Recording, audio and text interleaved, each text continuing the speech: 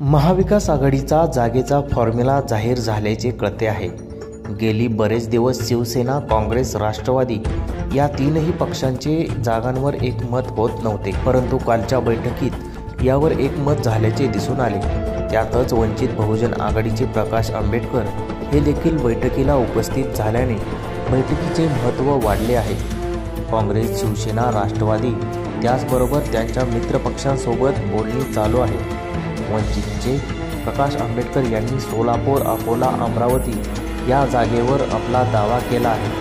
शिवसेना कोट्यातून वंचितला 2 जागा दिल्या जातील, तर 1 जागेचा वाद कायम आहे। सोलापूर लोकसभेची जागा वंचित बहुजन आघाडी लढल्यास माजी मुख्यमंत्री सुशीलकुमार शिंदे यांच्या कन्या आमदार प्रणिती शिंदे यांना मोठा धक्का लागणार आहे। आमदार प्रणिती शिंदे या मागील काही महिन्यांपासून सोलापूर लोकसभा मतदारसंघात ठाण मांडून आहेत आणि दुसरीकडे वंचित बहुजन आघाडीचा महायुतीत सोलापूर लोकसभेच्या जागेवर दावा कायम आहे। येणाऱ्या 2 दिवसातच जागेचा वाद निघणार आहे। तुर्तास आमदार प्रणिती शिंदे यांच्या अडचणी वाढणार आहेत, हे मात्र नक्की आहे।